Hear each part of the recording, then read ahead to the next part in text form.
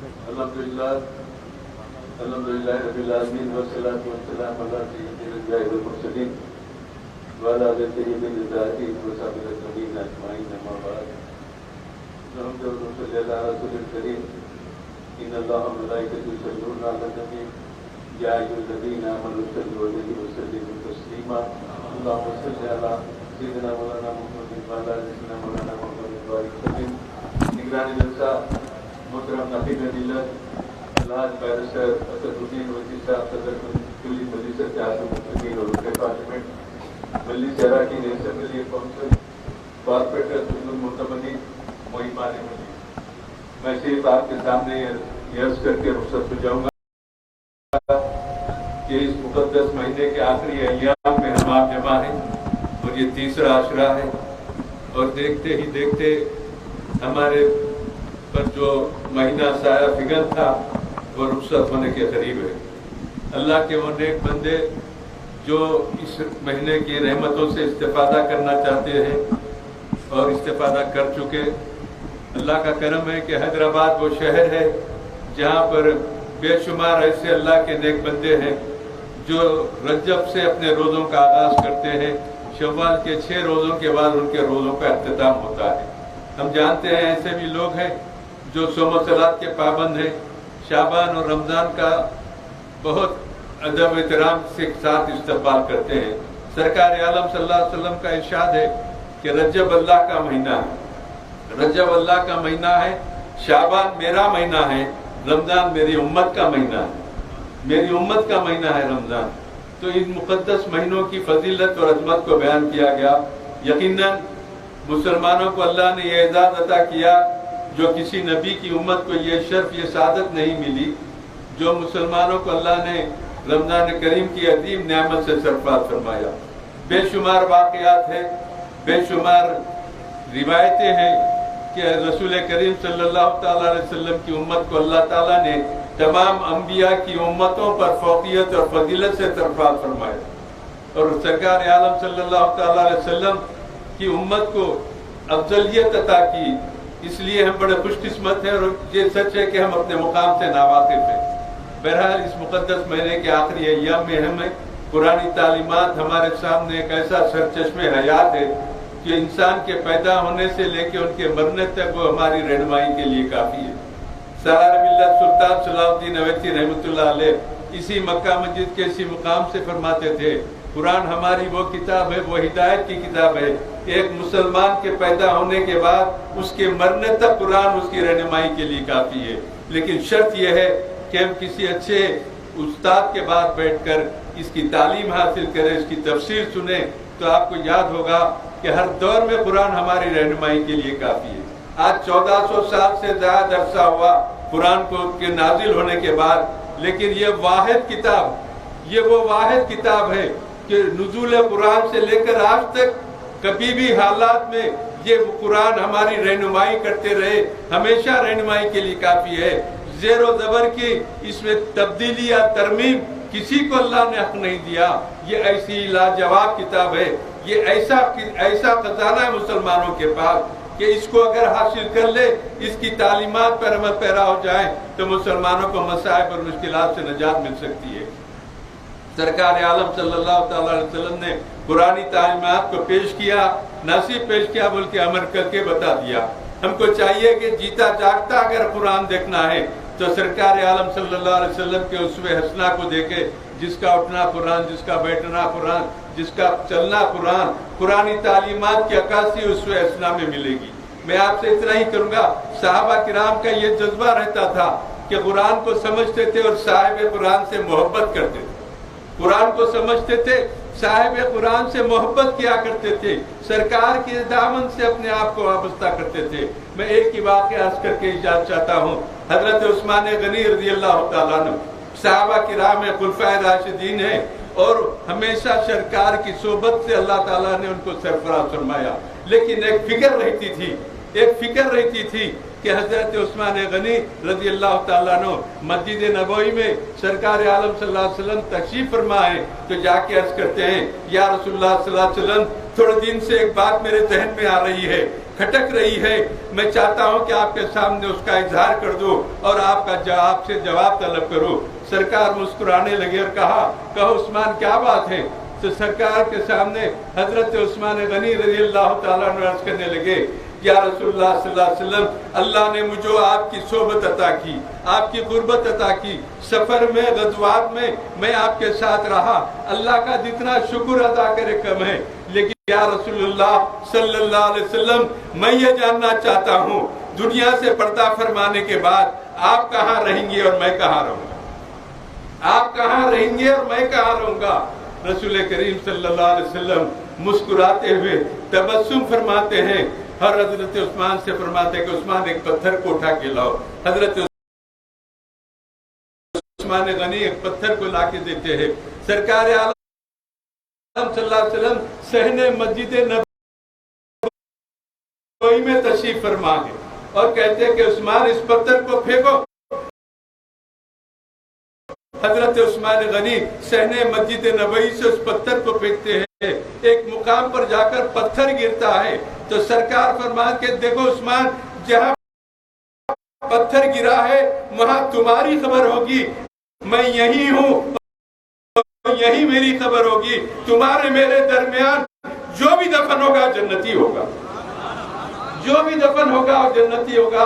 حضرت عثمان غنی رضی اللہ تعالیٰ عنہ چیخ مار کے کہتے، یا رسول اللہ صلی اللہ علیہ وسلم، اگر آپ پہلے فرماتے تو یہ پتھر کو اتنی دور پھینکتا کہ مشرق سے مغرب تک جنت البقیع بن جاتا۔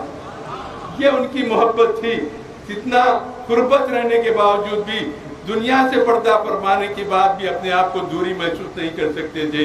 سرکار سے ارشاد فرمائے، اس لیے کہتا ہوں آنکھوں میں تصور میں دل میں سرکار کی صورت ہوتی ہے، یوں سایہ فگن مجاسی پر اللہ کی رحمت ہوتی ہے۔ جب حسن تصور جاگ اٹھے اور گنبد خضرا ہو آگے، اشکوں سے وضو کر لیتا ہوں، آنکھوں سے عبادت ہوتی ہے۔ 100 بار تصدق اس دل کے جس دل میں رسول اکرم کی ہے دوست محبت ہوتی ہے۔ قرآن کی زبان کو سمجھو تو یہ صاف اشارے ہیں، اس میں محبوب خدا کی چاہت سے تکمیل عبادت ہوتی ہے۔ یہی صحابہ کرام کا طرز عمل تھا، قرآنی تعلیمات کو اپناتے اور سرکار کی محبت کو اپنے دل میں جگہ دیتے۔ میں آخری بات آپ سے عرض کر کے رخصت ہوتا ہوں۔ کل 28 رمضان ہے، کل 28 رمضان ہے اور 28 رمضان کی شب میں سالار ملت سلطان صلاح الدین اویسی رحمۃ اللہ علیہ کا وصال ہوا تھا، اور اس کی مناسبت سے 28 رمضان کو فتح دروازہ مہاراجہ فنکشن ہال میں ہمیشہ جلسہ قرات کا اہتمام کرتا ہوں محبان مجلس کی جانب سے۔ سالار ملت کے سال ثواب کے لیے مفتی خلیل احمد صاحب مفکر اسلام اس کی صدارت کریں گے، نقیب ملت حبیب ملت برہان الدین اویسی صاحب اس کے مہمان خصوصی ہیں۔ میری آپ سے درخواست ہے اس جلسہ قرات میں شرکت کر کے سالار ملت کی خدمات کو خراج تحسین پیش کرے۔ یقیناً دیکھتے دیکھتے 14 سال گزر گئے، 14واں جلسہ ہے۔ یقین مانیے آج بھی دل یہ کہتا ہے صدیوں بیت جائیں گے لیکن سالار کے ویسا قائد پیدا نہیں ہوگا، صدیوں بیت جانے کے بعد بھی سالار کے ویسا قائد پیدا نہیں ہوگا۔ کسی کو دیکھ لیتے ہیں تو نہ ایک لمحے میں اس کو جانتے ہیں کہ یہ کیا کہنے آیا ہے۔ بڑی خوبیوں سے اللہ نے ان کو نوازا تھا، وہ ادائے دل بری ہو کے نوائے عاشقانہ، جو دلوں کو فتح کر لے وہی فاتح زمانہ۔ اللہ تعالیٰ سالار ملت کے درجات کو بلند کرے، فخر ملت کے درجات کو بھی اللہ بلند کرے، تمام مسلمانوں کو خوشحالی عطا کرے، نقیب ملت حبیب ملت کی عمر دراز کرے، ان کا تحفظ کرے، ان کے تمام عزائم کو اللہ کامیابی سے ہمکنار کرے، مسلمانوں کو خوشحالی عطا کرے۔ خیر الدعوانا الحمدللہ رب العالمین۔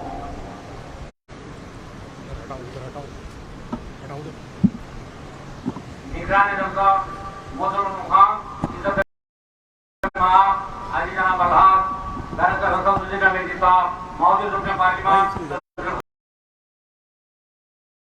مجلس اتحاد المسلمین سے ادب درخواست کرتا ہوں کہ آپ کو موقع دیں۔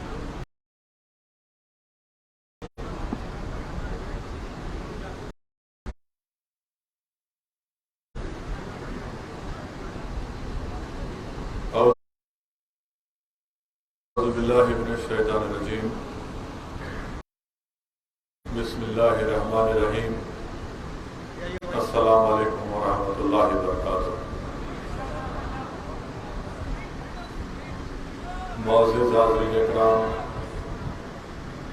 بزرگان ملت، مجلس اتحاد المسلمین کے شریک معتمد و رکن اسمبلی جناب احمد پاشا قادری صاحب، اراکین بلدیہ، محبان مجلس، میری عزتدار ماں اور بہنوں،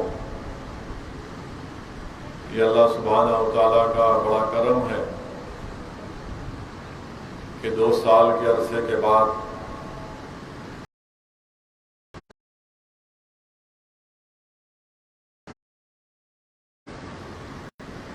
تاریخی مکہ مسجد میں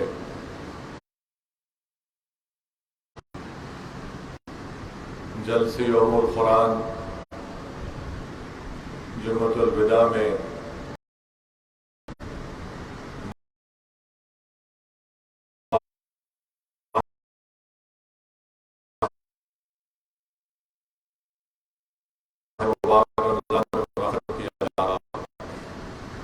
اللہ کا لاکھ لاکھ شکر ہے کہ اللہ سبحانہ و تعالیٰ نے ہم تمام کو، بلکہ پوری انسانیت کو اللہ نے اس وبا سے بچایا، اور میں اللہ سے دعا کرتا ہوں کہ کووڈ میں جن ذمہ داروں نے اپنے اپنے عزیز و قریب کو کھویا، ہم تمام مل کر اللہ سے دعا کرتے ہیں کہ اللہ سبحانہ و تعالیٰ ان کی مغفرت فرمائے، اور اللہ سبحانہ و تعالیٰ جنہوں نے اپنے والدین کو، اپنے بھائی بہن کو، اپنی بیوی کو، اپنے دوست احباب کو کھویا، اللہ ان سب کو صبر جمیل عطا کرے۔ میرے عزیز دوستوں اور بزرگوں، رمضان کا مبارک مہینہ ہے،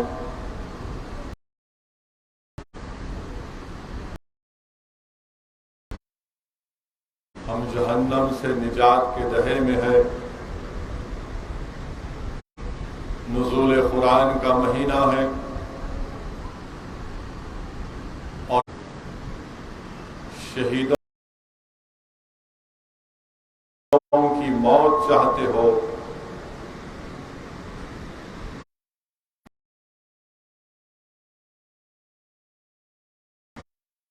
قرآن کریم کو پڑھو، سنو، سمجھو، کیونکہ یہ شیطان کے خلے سے تم کو محفوظ رکھتا ہے۔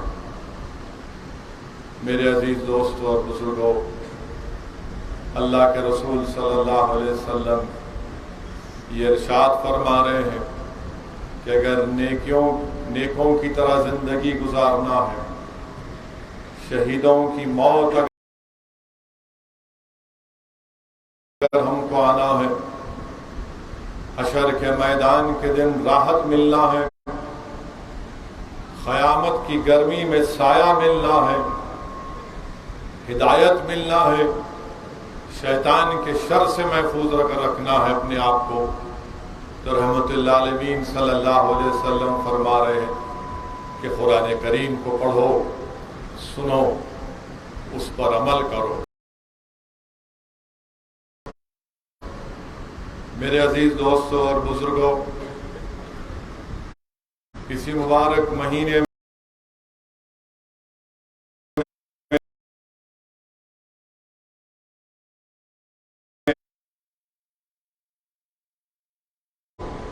اللہ سبحانہ و تعالیٰ نے حضرت ابراہیم علیہ السلام کی امت کے لیے صحیفہ نازل کیا، حضرت موسیٰ علیہ السلام کے لیے توریت، حضرت داؤد علیہ السلام کی امت کے لیے زبور، اور حضرت عیسیٰ علیہ السلام کی امت کے لیے اللہ نے انجیل کو نازل کیا، اور تمام انسانیت کے لیے اللہ سبحانہ و تعالیٰ نے 27 رمضان کے دن قرآن کریم کو نازل کیا۔ میرے عزیز دوستوں اور بزرگوں، یہ مبارک مہینہ اب ہم سے رخصت ہو رہا ہے، مجھے اللہ کے رسول صلی اللہ علیہ وسلم کی حدیث شریف یاد آ رہی ہے کہ اللہ کے رسول صلی اللہ علیہ وسلم خطبہ دینے سے پہلے منبر پر قد مبارک رکھتے ہیں، آمین کہتے ہیں، ویسے ہی 3 مرتبہ رسول اللہ صلی اللہ علیہ وسلم آمین کہتے ہیں۔ نماز کے بعد صحابہ کرام نے رسول اللہ صلی اللہ علیہ وسلم سے پوچھا، یا رسول اللہ صلی اللہ علیہ وسلم آپ نے 3 مرتبہ آمین کیوں کہی؟ تو رحمت للعالمین صلی اللہ علیہ وسلم نے ارشاد فرمایا، پہلی مرتبہ میں نے آمین اس لیے کہی کہ جبریل امین میرے سامنے کھڑے تھے اور دعا کر رہے تھے کہ جس نے رمضان کو پایا اور اپنی گناہوں کی مغفرت اللہ سے نہیں کرایا وہ ہلاک ہو جائے، تو میں نے آمین کہا۔ دوسری مرتبہ میں نے آمین اس لیے کہا کہ جبریل امین دعا کر رہے تھے کہ ہلاک ہو جائے وہ شخص جس محفل میں اللہ کے حبیب محمد مصطفیٰ صلی اللہ علیہ وسلم کا ذکر ہو اور ان پر درود السلام نہ پڑھا جائے تو ہلاک ہو جائے۔ تو رسول اللہ صلی اللہ علیہ وسلم نے آمین کہا۔ تو درود السلام کے نذرانے ہم پیش کرتے ہیں کہ اللہم صلی علی سیدنا محمد عبدک رسولک نبی امین علیہ وسلم۔ تیسری مرتبہ رسول اللہ صلی اللہ علیہ وسلم نے ارشاد فرمایا کہ جبریل امین دعا فرما رہے تھے کہ جس نے اپنے ضعیف ماں باپ کو پایا اور ان کی خدمت نہیں کی وہ ہلاک ہو جائے، تو اللہ کے رسول صلی اللہ علیہ وسلم نے آمین کہا۔ میرے عزیز دوستوں اور بزرگوں، علماء کرام نے لکھا کہ دعا کرنے والے کون ہیں؟ دعا کرنے والے پورے فرشتوں کے سردار حضرت جبرائیل علیہ السلام، وہ دعا کر رہے ہیں۔ اور آمین کون کہہ رہے ہیں؟ پورے نبی اور رسولوں کے سردار محمد مصطفیٰ صلی اللہ علیہ وسلم۔ میرے عزیز دوستوں اور بزرگوں، ابھی بھی رمضان کے چند دن باقی ہیں، اس مبارک مہینے کے چند دن باقی ہیں۔ اگر ہم سے غفلت ہوئی ہوگی تو ہم دوبارہ اللہ سے رجوع کریں گے اپنے آپ کو۔ اگر کسی سے کسی وجہ سے روزے نہیں رکھ سکے وہ روزے رہ سکتے ہیں۔ اگر کسی نے تراویح کی نماز نہیں پڑھی، ابھی موقع ہے، تراویح کی نماز پڑھ لو۔ اگر کسی نے نمازیں نہیں پڑھی تو مبارک مہینہ ہے، نمازیں پڑھ لو، کیونکہ نفل کا ثواب فرض کے برابر اور فرض کا ثواب 70 گنا اضافہ کر دیا جاتا ہے۔ اس مبارک مہینے میں اگر تمہارے ماں باپ زندہ ہیں، ان کی قدر کرو، ان کی خدمت کرو۔ اگر ہم سے غلطی ہوئی ہے، وہ ناراض ہیں تو ان کو راضی کر لو۔ میرے عزیز دوستوں اور بزرگوں، اللہ کے رسول صلی اللہ علیہ وسلم کے حدیث شریف کو محدث دکن حضرت عبداللہ شاہ صاحب قبلہ اپنی کتاب رمضان میں حدیث شریف لکھتے ہیں کہ اللہ کا عرش ہے اور اللہ کے عرش کے بازو حضرت آدم علیہ السلام سبز رنگ کے کپڑے پہنے ہوئے، اور حضرت آدم علیہ السلام رحمت للعالمین صلی اللہ علیہ وسلم کو پکار کر کہتے ہیں کہ اے احمد صلی اللہ علیہ وسلم، وہ دیکھو تمہارے امتی کو فرشتے جہنم میں ڈالنے لے کر جا رہے ہیں۔ اللہ کے رسول صلی اللہ علیہ وسلم دوڑتے ہیں، ان فرشتوں سے کہتے ہیں کہ میرا امتی ہے، اس کو تم جہنم میں مت ڈالو۔ فرشتے رحمت للعالمین صلی اللہ علیہ وسلم سے کہتے ہیں کہ ہم بہت سخت ہیں، ہم صرف اللہ کا حکم مانتے ہیں۔ حدیث شریف کے الفاظ ہیں کہ اللہ کے رسول صلی اللہ علیہ وسلم نے اپنا بایاں ہاتھ اپنے سر پر رکھ کر اللہ کی عرش کی طرف دیکھ کر اللہ سے کہا یا اللہ تو نے مجھ سے وعدہ کیا تھا، یا اللہ تو نے مجھ سے وعدہ کیا تھا کہ میرا امتی جہنم میں نہیں جائے گا، آج تو مجھے رسوا مت کر۔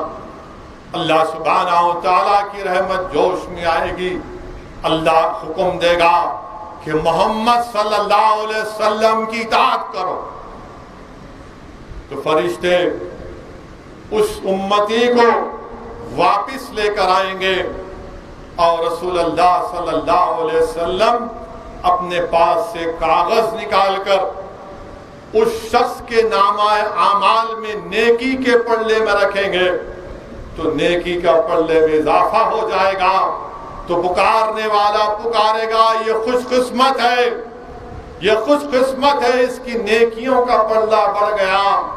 اللہ حکم فرمائے گا کہ اس کو جنت میں داخل کرو۔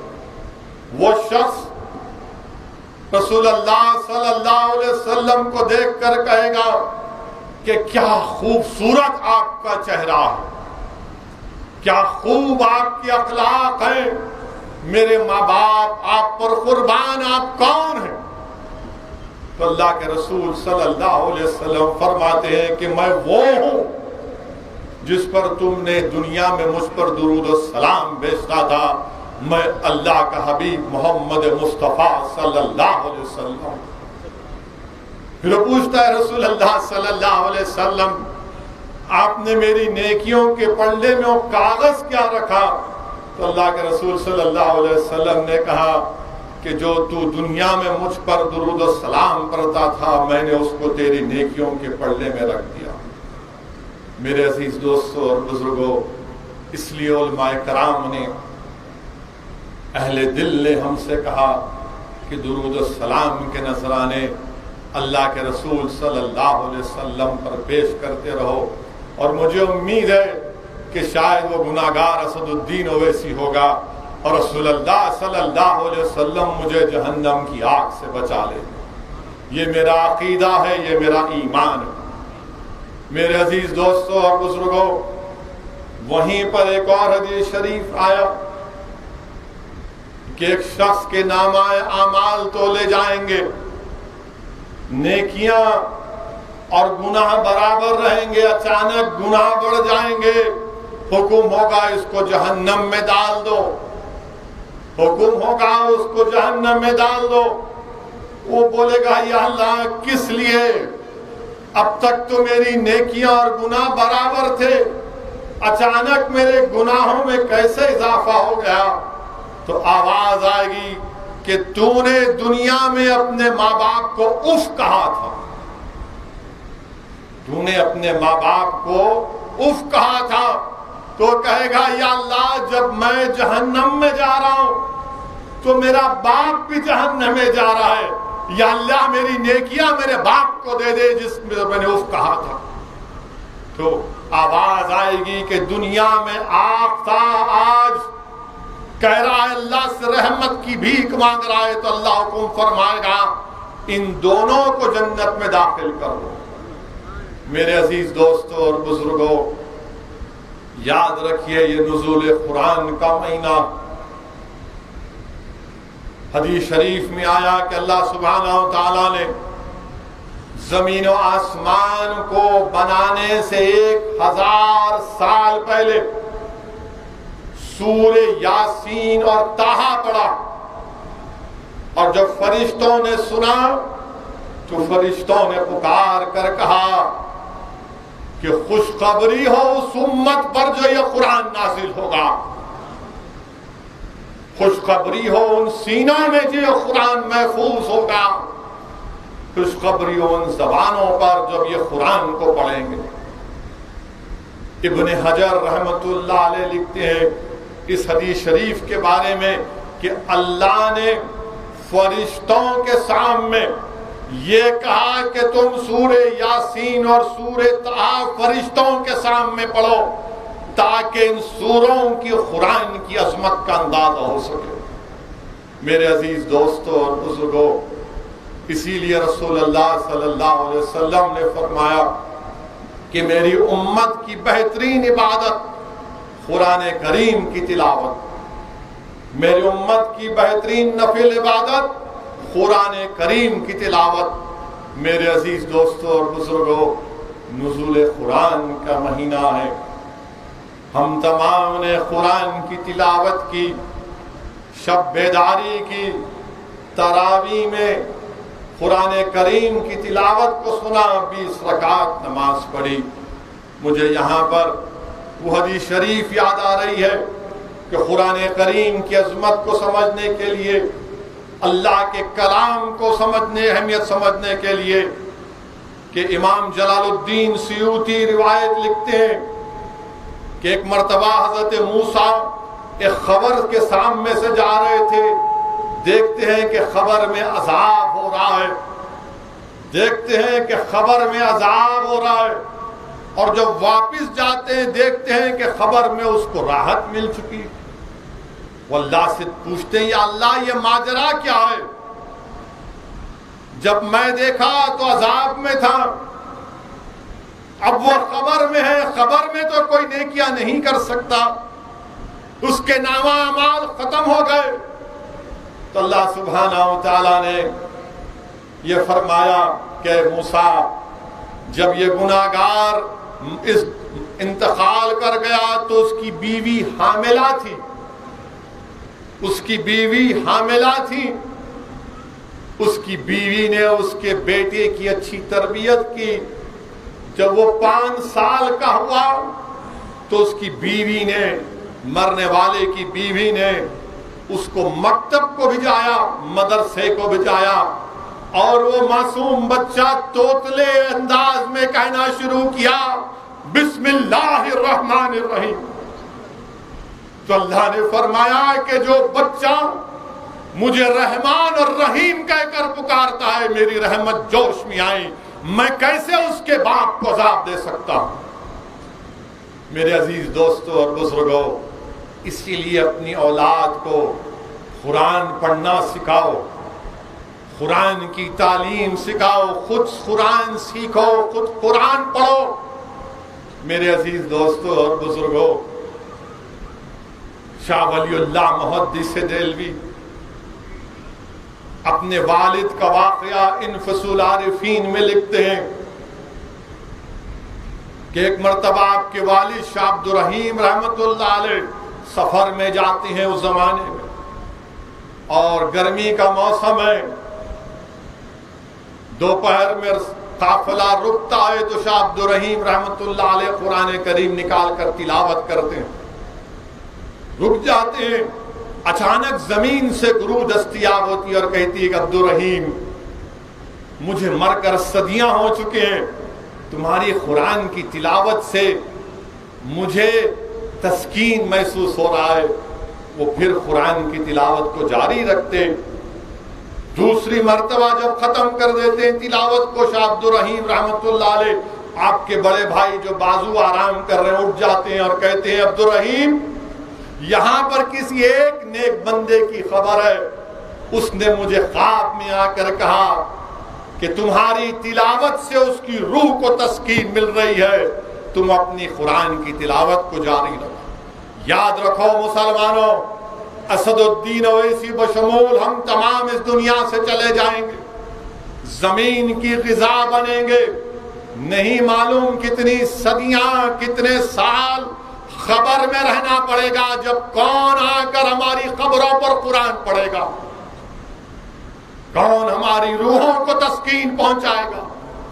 اسی لیے قرآن پڑھو، جو موقع اللہ نے دیا اس کو غنیمت جانو اور قرآن پڑھتے رہو، قرآن سمجھو، قرآن پر عمل کرو، اور جس کو اردو نہیں آتی، انگریزی کے بھی قرآن ہے، اس کا ٹرانسلیشن ہے، بلکہ اگر کسی کو انگریزی کا ٹرانسلیشن پڑھنا ہے تو میری نظر میں پوری دنیا میں اگر ایک بہترین قرآن کریم انگریزی کا ٹرانسلیشن جو آیا ہے حالیہ دنوں میں، اس کا نام ہے The قرآن Beheld، اس کو لکھنے والے کا نام شیخ نوح حامیم کیلر ہے، جس نے 16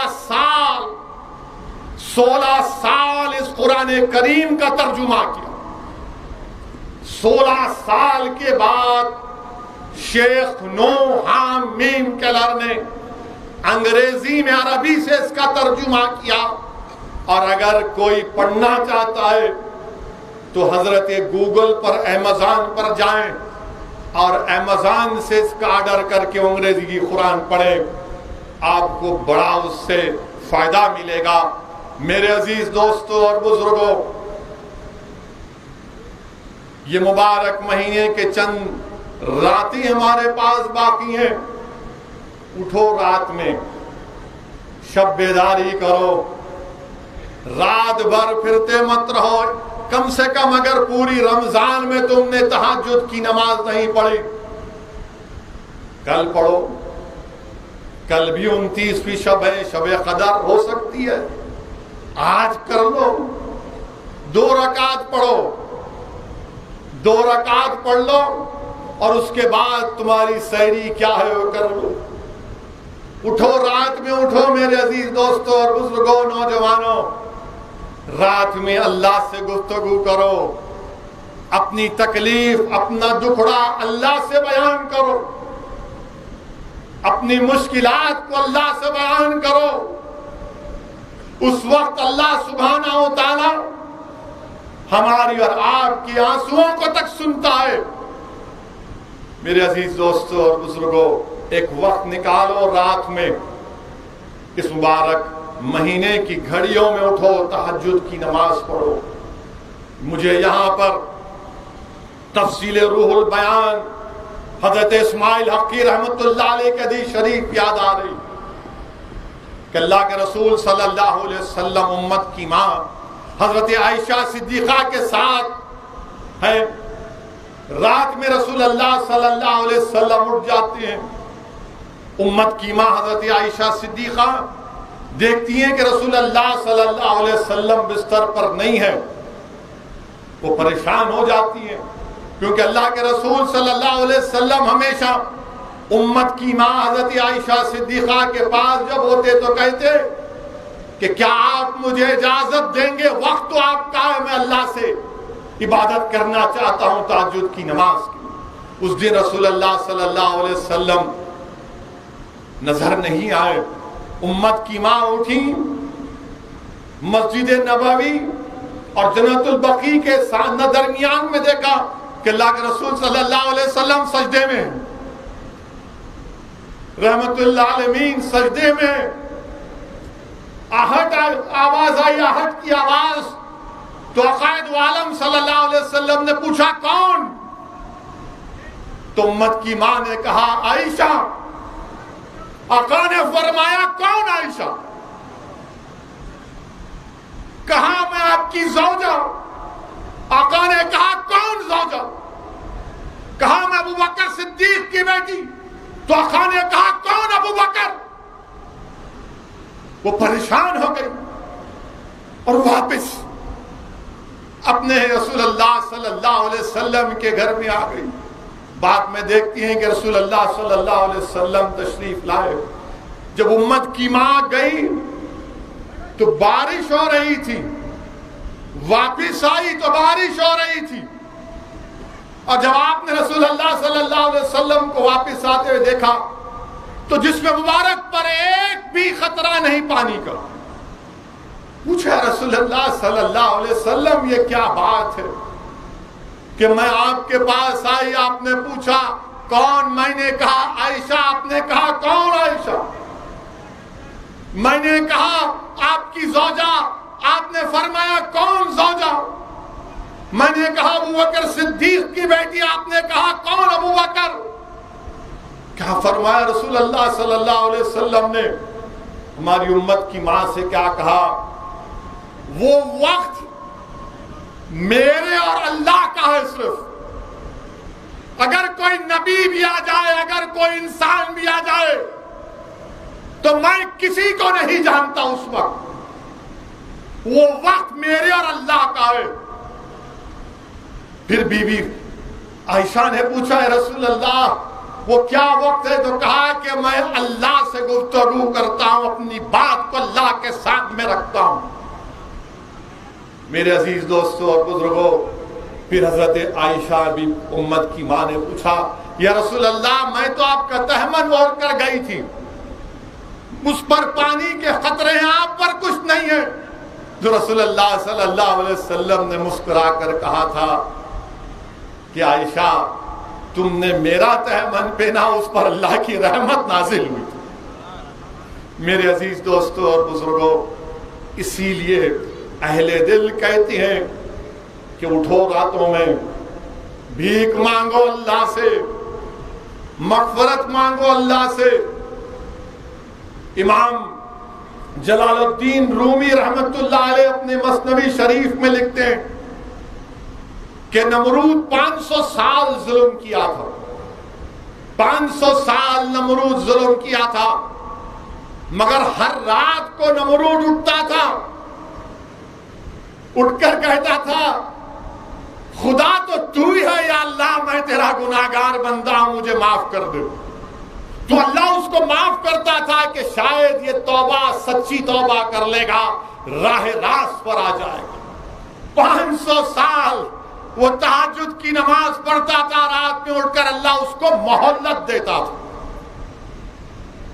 تو اہل دل نے کہا تم کو مہلت ملتی ہے، رمضان کا مہینہ ہے، نوجوانوں اٹھو، تھوڑا نفس پر دباؤ ڈالو۔ کیا تم 2 رکعت تہجد کی نماز نہیں پڑھ سکتے؟ پڑھو نوجوانوں، پڑھو، عادت ڈالو۔ جب 500 سال نمرود کو موقع ملا تو ہمارے وطن عزیز میں جو فرعون اور نمرود کے خاتمے کے لیے تم کو تہجد پڑھنا پڑے گا، تاکہ اللہ سبحانہ و تعالی ان کے ظلم کا خاتمہ کر دے۔ میرے عزیز دوستوں اور بزرگوں، یہ مبارک مہینے کی آخری گھڑیاں ہیں۔ یہ آئندہ سال پھر رمضان آئے گا۔ ہو سکتا ہے کہ اسد الدین اویسی اور آپ میں سے کوئی زندہ نہ رہے، مگر رمضان تو آئے گا۔ اپنی نعمتیں، اپنی رحمتیں رسول اللہ صلی اللہ علیہ وسلم کی امت پر بانٹتا جائے گا۔ اسی لیے حدیث شریف میں آیا کہ جب حساب کتاب کا دن ہوگا، جب حساب کتاب کا دن ہوگا تو رمضان کھڑا ہو جائے گا۔ اللہ پوچھے گا بتاؤ رمضان کیوں کھڑے ہو گئے؟ تو اللہ کہے گا یہ فلاں فلاں فلاں، ان سے کوئی حساب کتاب نہیں، اللہ ان کو جنت میں لے کے جا۔ یہ روزہ رکھنے والے تھے یا اللہ، یا اللہ یہ روزہ رکھنے والے تھے۔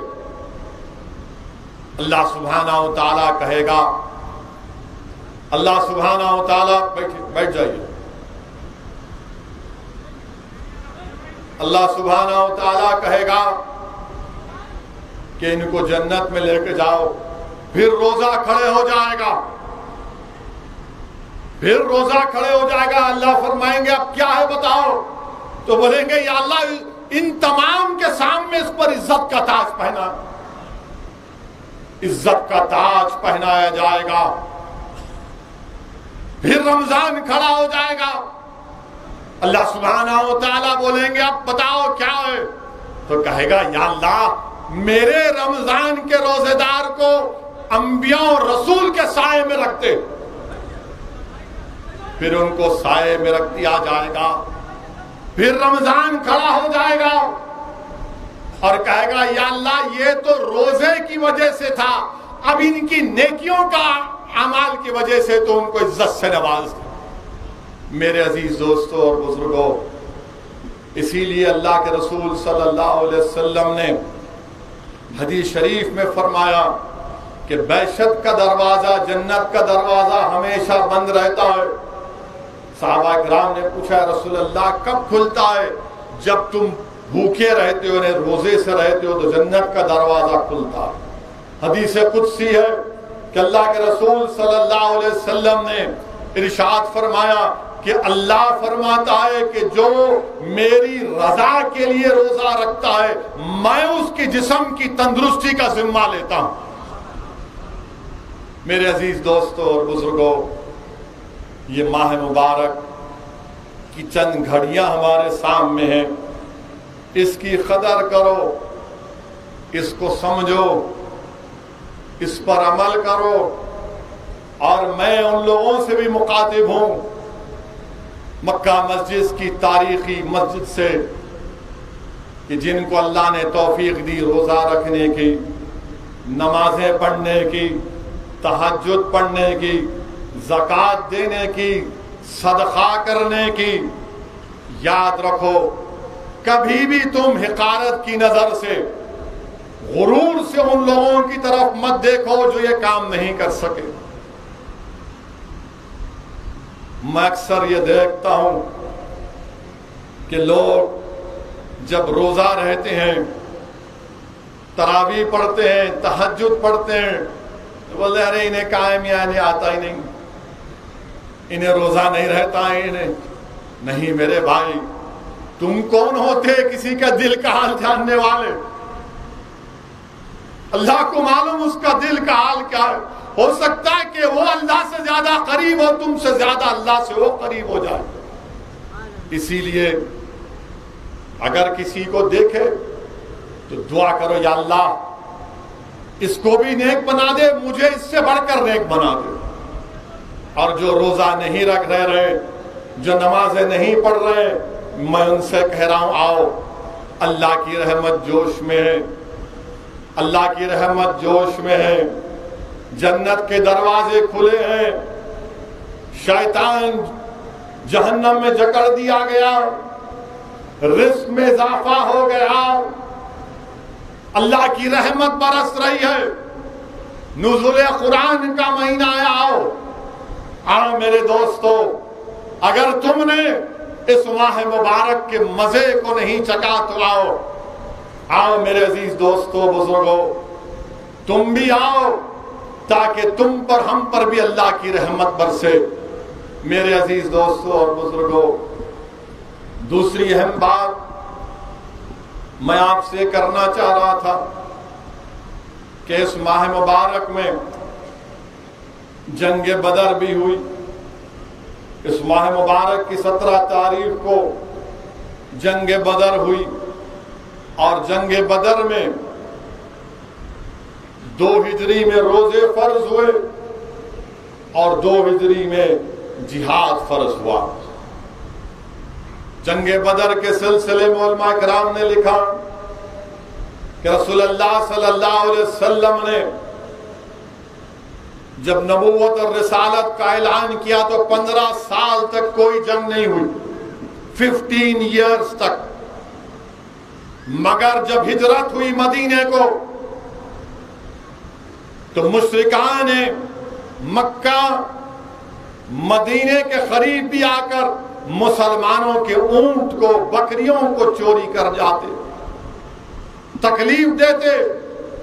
تو رسول اللہ صلی اللہ علیہ وسلم کو جب یہ معلوم ہوا کہ ابو سفیان جو اس وقت تک اسلام نہیں قبول کیے تھے، ایک تجارت کا قافلہ لے کر ساحلی راستے سے بدر سے ہوتے ہوئے مکے کو جا رہے ہیں، اور رسول اللہ صلی اللہ علیہ وسلم کو معلوم ہوا کہ اس میں تجارت کا سامان بھی ہے اور اسلحہ بھی ہے، تو اللہ کے رسول صلی اللہ علیہ وسلم نے صحابہ کرام سے کہا کہ نکلو اپنے گھروں سے، اس قافلے کو روکنا ہے، اس قافلے کو روکنا ہے۔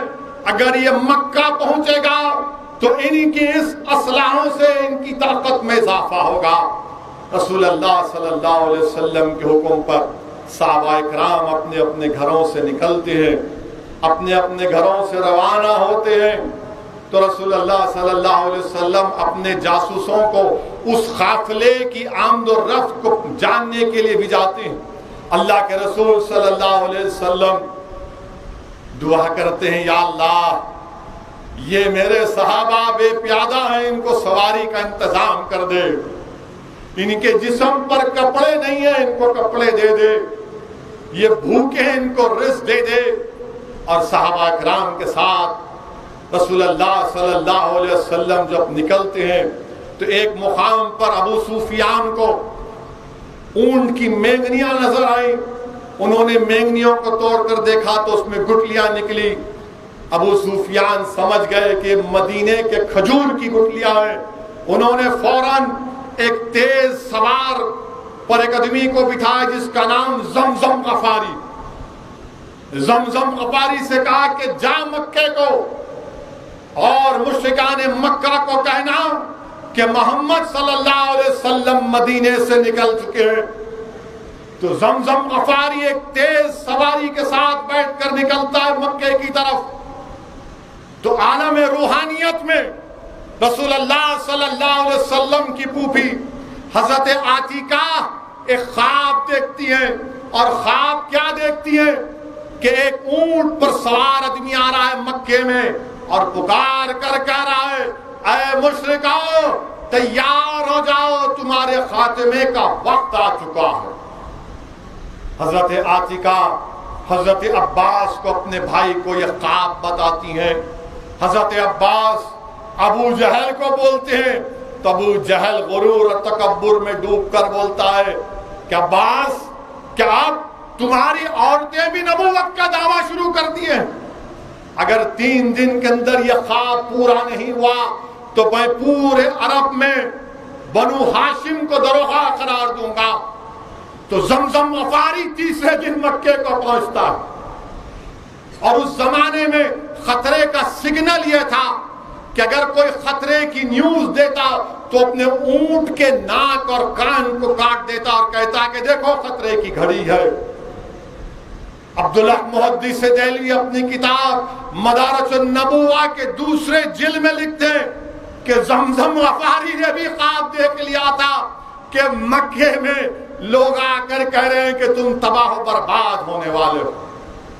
ابو جہل جب یہ دیکھتا ہے تو سب سے کہتا ہے کہ چلو تیاری کرو اب محمد صلی اللہ علیہ وسلم سے مقابلہ کرنا ہے سوائے ابو لہب کے. مگر ابو سفیان جو اس وقت تک اسلام نہیں قبول کیے تھے وہ ساحلی راستے سے نکل کر مکے کی طرف روانہ ہو جاتے ہیں اور پیغام بھی جاتے ہیں ابو جہل کو کہ مت نکلو, رسول اللہ صلی اللہ علیہ وسلم سے جنگ مت کرو, میں قافلہ لے کر نکل چکا ہوں. مگر ابو جہل کہتا ہے کہ نہیں, ہم شان و شوکت سے نکلیں گے, باجا بجائیں گے, ناچیں گے, ناچنے والی خواتین کو رکھیں گے, اونٹ کاٹیں گے اور محمد صلی اللہ علیہ وسلم اور ان کے ساتھیوں کا نعوذ باللہ خاتمہ کریں گے تاکہ پورے عرب میں معلوم ہو جائے ہماری طاقت. وہ نکلتے ہیں 1000 کا لشکر, کوئی 900 بولتا, روایتوں میں آیا. لشکر لے کر ابو جہل کے ساتھ تمام اکرما نکلتا ہے, سب نکلتے ہیں اور رسول اللہ صلی اللہ علیہ وسلم مقام صفرا کے پاس رکتے ہیں اور صحابہ کرام سے کہتے ہیں کہ حضرت جبرائیل علیہ السلام نے مجھے آ کر اطلاع دی ہے کہ کفاران مکہ مقابلے کے لیے نکلے, اگر ہم مقابلہ کریں گے تو اللہ ہم کو غالب کرے گا. رسول اللہ صلی اللہ علیہ وسلم مشورہ کرتے ہیں.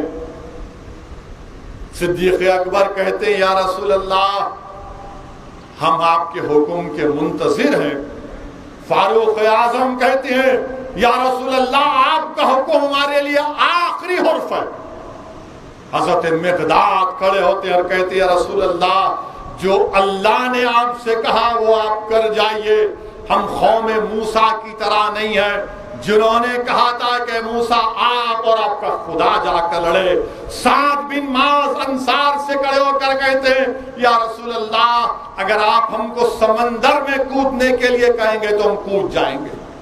اللہ کے رسول صلی اللہ علیہ وسلم ان کے لیے دعائیں کرتے ہیں, ان کے جذبے جوش سے جہاد اور شہادت کو سلام اور ان کو دعا کرتے ہیں. اور رسول اللہ صلی اللہ علیہ وسلم بدر کے اس مقام کی نشاندہی کرتے ہیں, اس کی جگہ کا انتخاب کرتے ہیں. اور رسول اللہ صلی اللہ علیہ وسلم کے ساتھ کون 313 میں 2 घोड़े, मुशरिकान मक्का के पास 200 घोड़े, 70 ऊंट, उनके पास रोज 10-10 ऊंट काट कर खा रहे थे।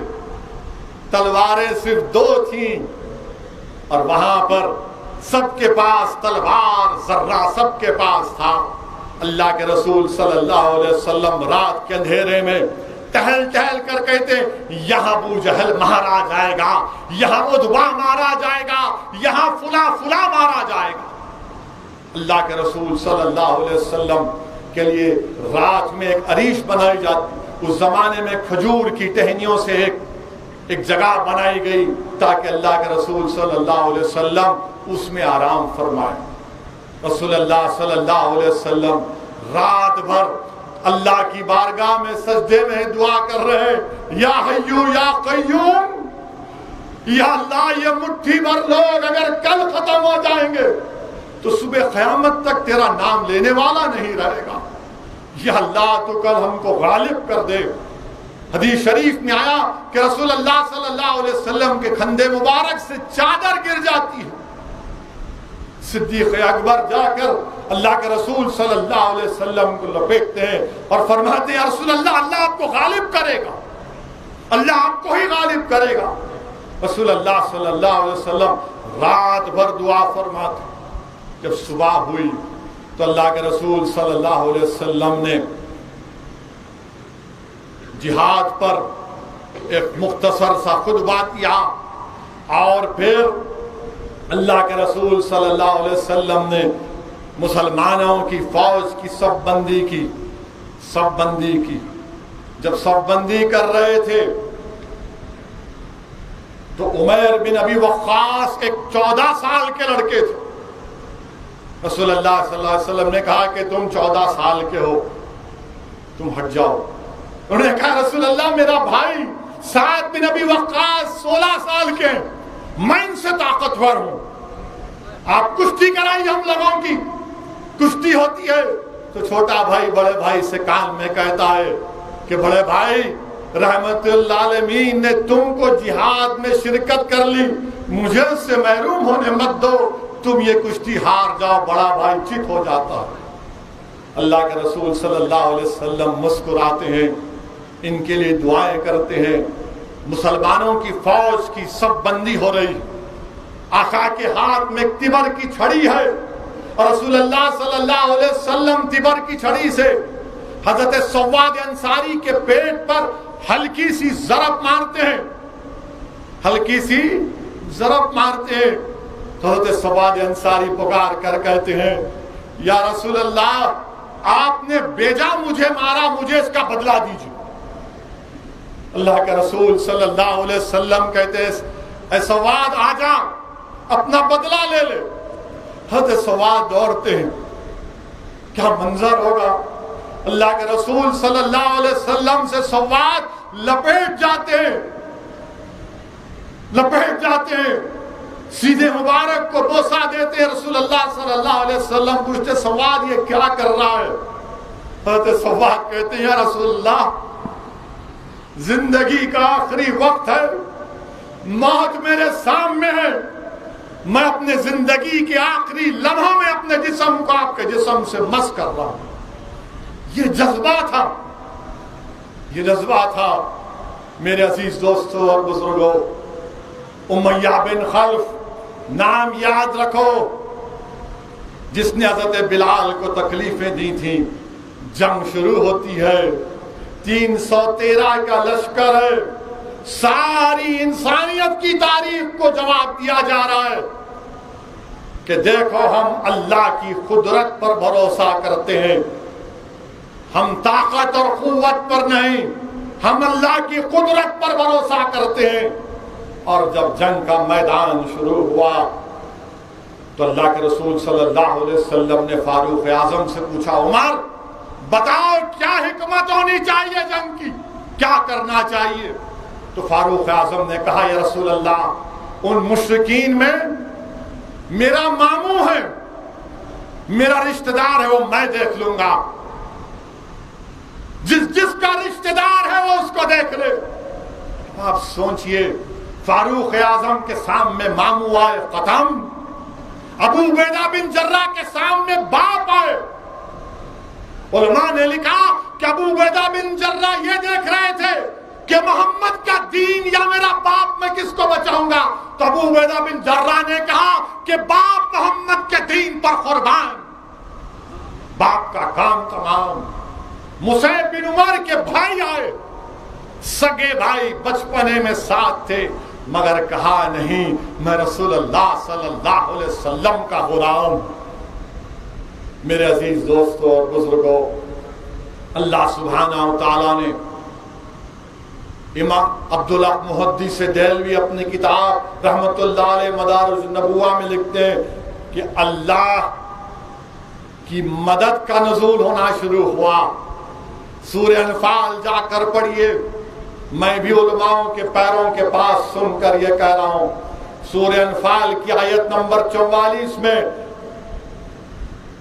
مشرکین کے قافلے کو، لشکر کو اللہ نے مسلمانوں کو کم دکھایا اور مسلمانوں کو، کفاروں کو کم دکھایا۔ علماء کرام نے لکھا تاکہ ہمارے دل میں ان کا خوف پیدا نہ ہو اور ان کے دل میں یہ بات ان کو معلوم ہو جائے یہ کم ہے، یہ پورے کے پورے اندر آ جائے۔ دوسری مدد اللہ نے سورہ آل عمران میں لکھا، اس آیات کا ترجمہ مفسرین نے کیا کہ مسلمانوں کا لشکر کم دکھائی دیا تاکہ وہ پوری مسلمانوں کا لشکر بڑھ کر دکھائی دیا۔ پھر تیسری مدد یہ آئی، سورہ انفال کی آیات نمبر 9 ہے، 11 ہے، جس میں اس کا ترجمہ علماء نے کیا کہ فرشتوں کا نزول ہوا، فرشتے آئے اور مدد کیے۔ پھر دوسری مدد سورہ انفال کی آیات 13 کہتی ہے کہ اللہ کے رسول صلی اللہ علیہ وسلم جنگ بدر میں اپنے مٹھی میں کنکریوں کو اٹھا کر مشرکین کی طرف پھینکتے، شاہت الوجوہ شاہت الوجوہ کہہ کر پھینکتے تھے۔ تو اللہ فرمایا کہ میرے حبیب وہ آپ نہیں، ہم پھینک رہے ہیں۔ ایک اور مدد، جس جگہ پر مسلمان ٹھہرے تھے تمام پانی کے کنووں پر مشرکین اور کفار نے قبضہ کر لیا تھا، تو اللہ نے بارش کو نازل فرمایا، اللہ نے بارش کو نازل فرمایا۔ 70 مشرکین مکہ ہلاک ہوئے، 14 صحابی جام شہادت نوش فرمائے۔ اور جنگ بدر کے واقعات میں یہ بھی آیا کہ افرا کے 2 بیٹے تھے، معاذ اور موز، یہ دونوں لڑکے تاک میں تھے کہ ابو جہل کہاں ہے، ابو جہل کہاں ہے، پوچھتے تھے ابو جہل کہاں ہے، کسی نے کہا یہ ابو جہل ہے، تو معاذ اور موز دوڑے، معاذ نے تلوار سے ابو جہل کی پنڈلی پر مارا، تو موز نے بھی ایک وار کیا، تو ابو جہل کے بیٹے جو اس وقت تک اسلام قبول نہیں کیے تھے، حضرت معاذ کے کھندے پر تلوار ماری، تو حضرت معاذ کا کھندا کٹ گیا، ابو جہل زمین پر گر گیا۔ اور دونوں نے جا کر اللہ کے رسول صلی اللہ علیہ وسلم سے کہا، یا رسول اللہ صلی اللہ علیہ وسلم، میں نے ابو جہل کا خاتمہ کر دیا۔ تو بھائی دوسرے بھائی نے کہا کہ میں نے کیا۔ رحمت اللہ علیہ صلی اللہ علیہ وسلم نے دونوں کی تلواریں دیکھی اور کہا کہ تم دونوں نے ابو جہل کو وار کیا۔ حضرت معاذ کا جو کھندا لٹک رہا تھا، شیخ عبداللہ محدث دہلوی اپنی کتاب میں قاضی ایاز کو کوٹ کر کے لکھتے کہ اللہ کے رسول صلی اللہ علیہ وسلم نے اپنا لاب دہن حضرت معاذ کے کھندے پر لگا کر اس ہاتھ کو جوڑ دیا، وہ جڑ گیا، اور حضرت معاذ حضرت عثمان ذو النورین کی خلافت تک زندہ تھی۔ حضرت معاذ حضرت عثمان ذو النورین کی خلافت تک زندہ تھے۔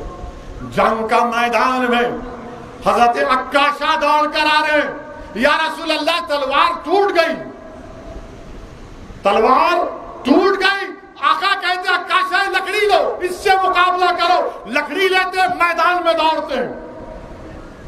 یہ نہیں پوچھے یا رسول اللہ لکڑی ہے تلوار نہیں ہے، عشق تھا، غلامی کا ثبوت دے رہے تھے کہ جب محبوب کہہ رہا ہے لڑو لکڑی سے تو دوڑتے ہیں۔ لکڑی سے مقابلہ جب کرتے ہیں وہ تلوار بن جاتی ہے. حضرت عکاشہ نے اس کا نام اون رکھا, اور جب تک وہ زندہ تھے وہ تلوار ان کے ساتھ تھی. میرے عزیز دوستوں اور بزرگوں, جنگ بدر کیا ہے؟ جنگ بدر یہ پیغام دیتی ہے کہ یوم الفرقان, کفر اور اسلام کے کھلی فرق کا دن, حق اور باطل کے کھلے فرق کا دن, اس لیے قرآن میں یوم الفرقان کہا گیا. یوم الفرقان کہا گیا. کیا ہے جنگ بدر؟ اسلام کی کامیابی کا پہلا درس. جذبے جہاد اور شہادت جس کا مستحکم ہوتا ہے اللہ ان کو کامیاب اور کامران کرتا ہے. جنگ بدر تم کو ہم کو آواز اور پیغام دے رہا ہے کہ طاقت اور قوت کی ضرورت نہیں ہے. اگر تم اپنا تن من دھن پورے اخلاص کے ساتھ اللہ کی بارگاہ میں قربان کرنے کے لیے تیار ہو تو اللہ فرشتوں سے تمہاری مدد کرے گا. اللہ ہماری فرشتوں سے مدد کرے گا.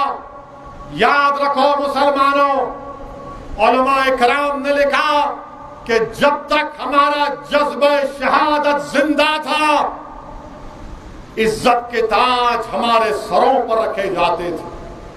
جب سے جذبہ شہادت کمزور پڑ گیا ذلیل اور رسوائی ہمارا مقدر بن گیا.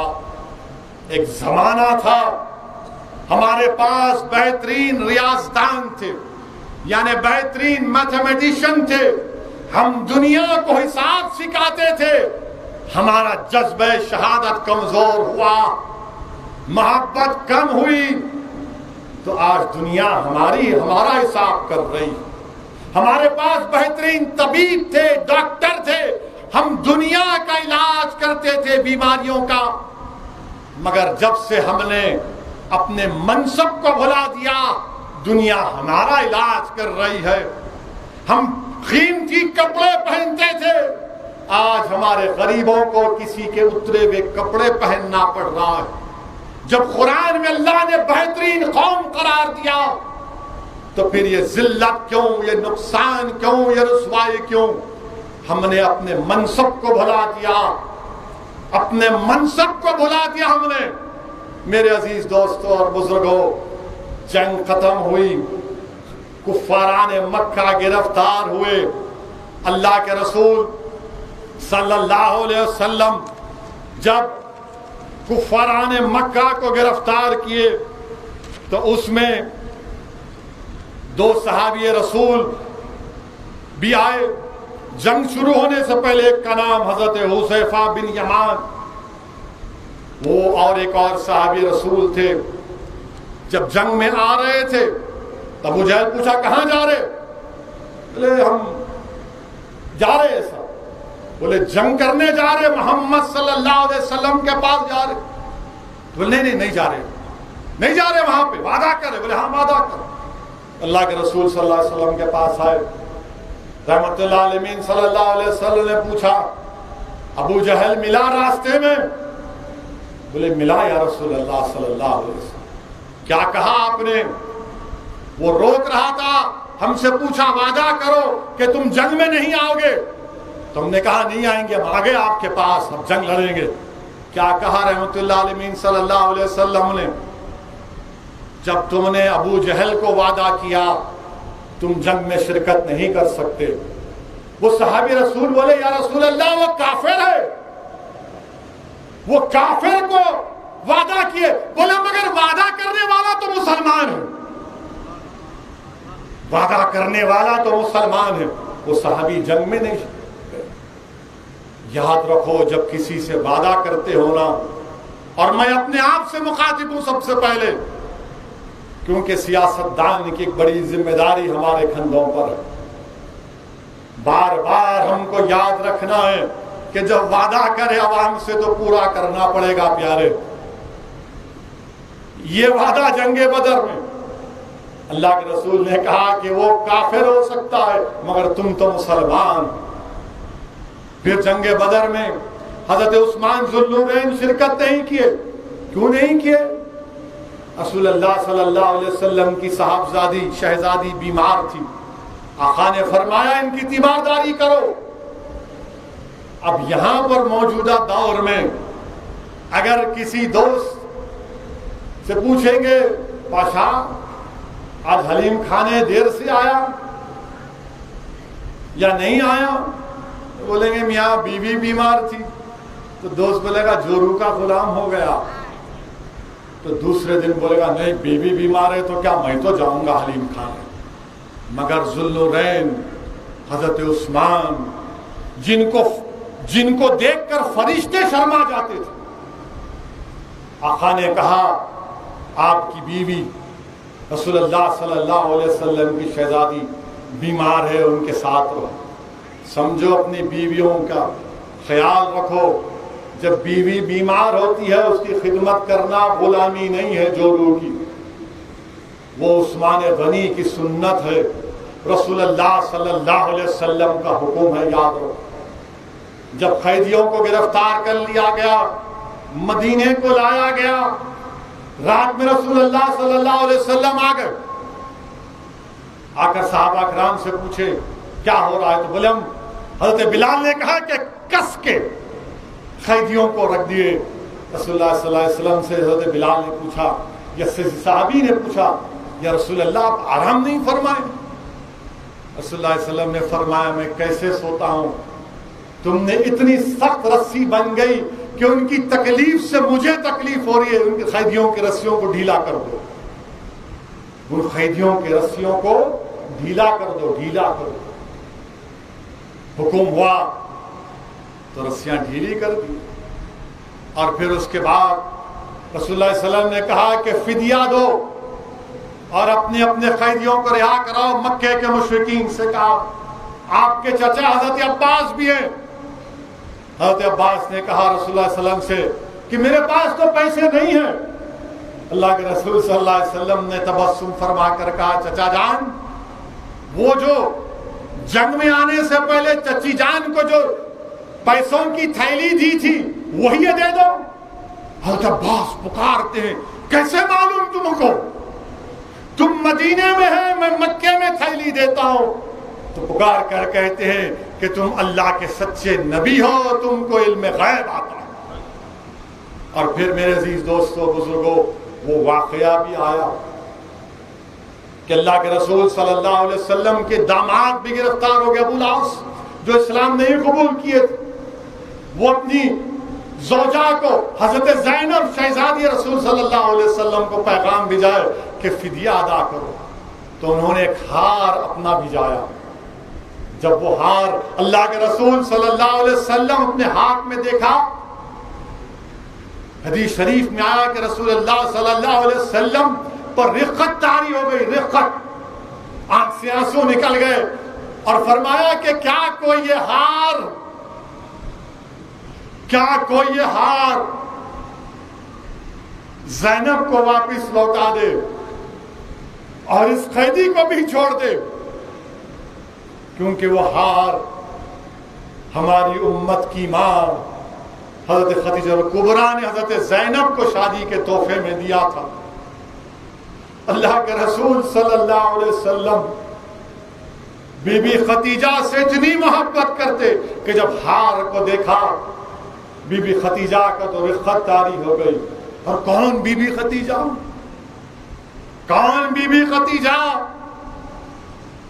جس نے جب رسول اللہ صلی اللہ علیہ وسلم سے نکاح ہوا تو 20 نوکرانیاں آپ کے پاس تھیں, دولت تھی, سب سے دولت مند تھی مکے میں, سب رسول اللہ اور اسلام کی تبلیغ کے لیے بانٹ دیا.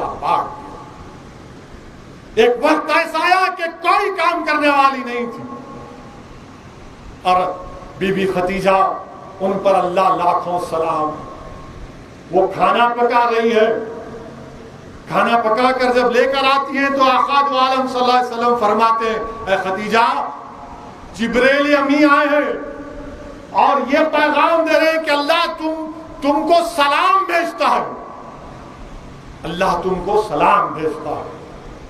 بی بی خدیجہ پر اللہ نے سلام بھیجا.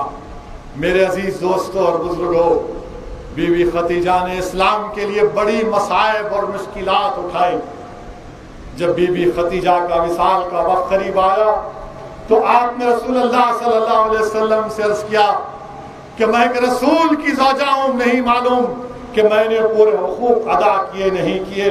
تو اللہ کے رسول صلی اللہ علیہ وسلم نے ہاتھ پکڑ کر کہا کہ نہیں نہیں, تم اس دنیا میں میری بیوی تھی اور جنت میں میری بیوی رہو گی. یہ محبت ہوتی ہے. سنو دنیا کے مردوں, دنیا کے شوہروں, سنو سنو دنیا کی بیویاں, سنو, یہ محبت ہوتی ہے. اللہ کے رسول صلی اللہ علیہ وسلم نے ارشاد فرمایا, بی بی عائشہ فرماتی ہیں کہ ایک مرتبہ مدینے میں, اور آپ کو معلوم بی بی خدیجہ کی 2 مرتبہ شادی ہوئی تھی, 2 مرتبہ بیوہ ہو گئی تھی, 2 بیٹے تھے حالہ اور ہند. ان کے بیٹوں کا نام حالہ اور ہند تھا. جب رسول اللہ صلی اللہ علیہ وسلم مدینے میں دوپہر میں آرام فرماتے تو کسی کی مجال نہیں ہوتی, بلکہ سوء ادب تھا کہ کوئی ڈسٹرب نہیں کرتا. نہ بی بی عائشہ, نہ صدیق اکبر, نہ فاروق اعظم, نہ شیر خدا علی, نہ ذوالنورین حضرت عثمان, کسی کی مجال نہیں ہوتی تھی. بی بی خدیجہ کے فرزند شہزادے خدیجہ حضرت حالہ مسجد نبوی میں آتے ہیں اور پکار کر پوچھتے ہیں کہاں ہے نبی پاک صلی اللہ علیہ وسلم. رسول اللہ صلی اللہ علیہ وسلم کے کانوں میں آواز پہنچتی ہے, اٹھتے اور کہتے میرا حالہ آ گیا, میرا حالہ آ گیا, میرا حالہ آ گیا. بتاؤ کیا کوئی اس طرح کی محبت کرتا ہے؟ آقا فرمائے میرا حالہ آ گیا, میرا حالہ آ گیا. دنیا والوں سبق حاصل کرو, سیکھو. اور ایک مرتبہ بی بی عائشہ فرماتی ہے کہ میں نے رسول اللہ صلی اللہ علیہ وسلم سے کہا یا رسول اللہ صلی اللہ علیہ وسلم, آپ اتنا بی بی خدیجہ کا نام لیتے ہیں, اتنا نام لیتے ہیں کہ وہ تو آپ سے عمر میں بھی بڑی تھی, 15 ایئرس, اور میں آپ کے سامنے ہوں, آپ ان کا نام لیتے ہیں. اللہ کے رسول صلی اللہ علیہ وسلم بی بی عائشہ فرماتی امت کی ماں, چہرہ سرخ ہو گیا. پھر رسول اللہ صلی اللہ علیہ وسلم کے آنکھ سے آنسو روا دوا ہو گئے اور فرمایا کہ عائشہ جب مصائب کا وقت تھا, جب خدیجہ میرے ساتھ تھی, آج راحت کے دنوں میں تم میرے ساتھ ہو. ایک وقت رسول اللہ صلی اللہ علیہ وسلم بی بی عائشہ مروی حدیث کی کہ ایک خاتون آتی ہے, ضعیف خاتون, رسول اللہ صلی اللہ علیہ وسلم اس کو بلاتے ہیں, چادر بچھاتے ہیں, بیٹھتے ہیں, خوب اس سے بات کرتے ہیں, خوب بات کرتے, وقت دیتے ہیں, اور پھر جاتے وقت اس کو تحفہ دے کر بھی جاتے ہیں. بعد میں بی بی عائشہ امت کی ماں پوچھتی ہے رسول اللہ صلی اللہ علیہ وسلم یہ کون تھی؟ رحمت اللہ علیہ صلی اللہ علیہ وسلم ارشاد فرماتے یہ خدیجہ کی مکے کی سہیلی تھی, تو جب کبھی وہ ہمارے گھر کو آتی تو ہم اسی طرح اس سے بات کرتے, اس سے محبت کرتے, اس کو جاتے وقت تحفہ دیتے. میرے عزیز دوستوں اور بزرگوں, یہ اپنے بیوی کے سہیلیوں سے محبت کرنے کی سنت ہے. آج کا معاشرہ کیا ہے, بیوی کی فکر نہیں, بیوی کی سہیلی کیا کرے. آج سے 2 دن پہلے ہمارے قریبی دوست نے مجھے فون پر کہا کہ اسد صاحب بہت تکلیف میں ہوں. میں نے کہا کیا بات ہے؟ کہا میرا بڑا داماد میری بیٹی کو پلر نمبر 150 کے پاس رات کے 12 بجے نشے کی حالت میں موٹر سائیکل پر چھوڑ کے بھاگ گیا. اسد صاحب میں رات کے 12:30 بجے میری بیٹی فون کرتی ہے. اب سوچو کہ آپ باپ ہیں, رات کے 12 بجے آپ کی بیٹی بولتی ہے کہ ابا فلاں ویران جگہ پر میرے ظالم شوہر نے نشے کی حالت میں مجھے چھوڑ کر بھاگ گیا. کیا بیتی ہوگی اس باپ پر, کیا بیتی ہوگی اس باپ پر. عزیز دوستوں اور بزرگوں، میاں بیوی ایک دوسرے کے لیے کپڑا ہے. قرآن کہہ رہا ہے جسم کا کپڑا ہے. اور کپڑے کا کام کیا ہے؟ دھول سے بچانا. کپڑے کا کام کیا ہے؟ جب جسم پر پہنتے ہیں تو علماء نے لکھا کہ گناہوں سے بچانا. دھبوں سے بچانے کا مطلب کیا ہے؟ کہ بد کرداری سے بچانا. اور یہ موصوف نشے کی حالت میں اپنی بیوی کو چھوڑ کر بھاگ کر. ڈرو اللہ سے، ڈرو اللہ سے. یاد رکھو کل تم باپ بنو گے، کل تم صاحب اولاد ہو گئے. آج تم ظلم کر رہے، کل اگر تمہاری بیٹی سے کوئی کرے گا تو جب میں سنا تو مجھے سر میں درد شروع ہو گیا، کیونکہ اللہ نے مجھے بھی اولاد دی ہے. مجھے لگا کہ کوئی میری بیٹی سے ایسا کر دیا. میرے عزیز دوستو، میں حضرت زینب کی تمام، حضرت خدیجہ کبریٰ کے واقعات آپ کے سامنے رکھا ہوں. حضرت رقیہ کا واقعہ سامنے رکھا ہوں. اپنی بیویوں سے اچھا برتاؤ کرو، اچھا پیش آؤ. دنیا کا سکون، گھر کا سکون اسی میں ہے کہ جس گھر میں میاں بیوی ایک دوسرے کا خیال رکھیں گے، جس گھر میں شوہر بیوی کی عزت کرے گا، اس سے محبت کرے گا، اور بیوی اپنے شوہر کی عزت کرے گی اور اس کا خاص خیال رکھے گی، اور شوہر بھی اس کا خاص خیال رکھے گا. میرے عزیز دوستوں اور بزرگوں، تیسرا اہم موضوع وہ یہ ہے کہ آپ اور ہم جانتے ہیں کہ ہمارے وطن عزیز میں بہت واقعات ہو رہے ہیں. مجھے کئی فون آتے اور لوگ مجھ سے کہتے کہ اسدالدین اویسی ظلم ہو رہا ہے، تکلیف ہو رہی ہے. اسدالدین اویسی گھروں کو توڑ دیا جا رہا ہے، دکانوں کو توڑ دیا جا رہا ہے. اسدالدین اویسی ہمیں برباد کر دیا جا رہا ہے. کوئی کہتا ہے کہ ہم کو ڈر ہو رہا ہے، کوئی کہتا ہے کہ ہم کو فکر ہو رہی ہے. میں آپ تمام کے درمیان میں ٹھہر کر کہہ رہا ہوں، ڈرنے کی ضرورت نہیں، خوف کھانے کی ضرورت نہیں ہے. اپنے ہمت اور حوصلے کو بلند رکھو، اپنے ہمت اور حوصلے کو بلند رکھو. کیوں حوصلے اور ہمت کو بلند رکھو؟ کیونکہ اللہ قرآن کریم میں سورہ آل عمران میں فرما رہا ہے، نہ غم کرو، نہ ڈرو، تم ہی غالب ہوگے اگر تم مومن ہو. اللہ سورہ آل عمران میں فرما رہا ہے، نہ غم کرو، نہ ڈرو، تم اعلیٰ ہو، تم ہی غالب ہوگے اگر تم مومن ہو. اور اللہ سورہ آل عمران کی آیات نمبر 199 میں ترجمہ علماء نے کیا کہا کہ اے ایمان والو صبر کرو، صبر کرو اور ڈٹ جاؤ. جب ظالم سے مقابلہ کرو اور کمر بستہ ہو جاؤ، جب دین کی خدمت کرو، اللہ سے ڈرو، اللہ تم کو کامیاب کرے گا. اور پھر اللہ سورہ عنکبوت میں فرما رہا ہے، ان لوگوں سے ہم سے اللہ مخاطب ہے کہ جن کو ڈرایا جا رہا ہے، جن کو دبایا جا رہا ہے، جن کو کچلا جا رہا ہے، جن کی دکانوں کو توڑا جا رہا ہے، جن پر لاٹھیاں برسائی جا رہی ہیں، جن پر تلواریں برسائی جا رہی ہیں، اللہ سورہ عنکبوت میں کہہ رہا ہے کہ میری راہ میں جو لوگ مشقتیں اٹھاتے ہیں، میں ان کے لیے راستے کھول دوں گا. جو میری راہ میں مشقتیں اٹھاتے ہیں، میں ان کے لیے راستے کھول دوں گا. راستہ نہیں، راستے کھول دوں گا.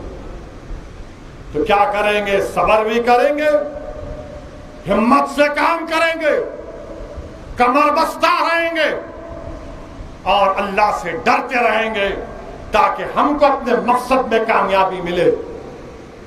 اور اللہ کی راہ میں مشقتیں کرنا ہے، کیونکہ اللہ راستے کھولے گا. غم نہیں کھانا ہے، ڈرنا نہیں ہے، ہم ہی غالب ہوں گے اگر ہم مومن ہیں تو. یہ اللہ کا وعدہ. اب لوگ بولیں گے انہیں تقریر تو بہت اچھی کرتا ہے، بھڑکاؤ بھاشن دے دیا، بلکہ میں تو اسمائل کر کے بول رہا ہوں. سمجھنے والے سمجھ گئے ہوں گے. اور شاید یہ جملہ بھی ہو سکتا ہے یا نہیں بھی ہو سکتا ہے. سمجھنے والے سمجھ گئے ہوں گے. عقل مند کو اشارہ کافی ہے.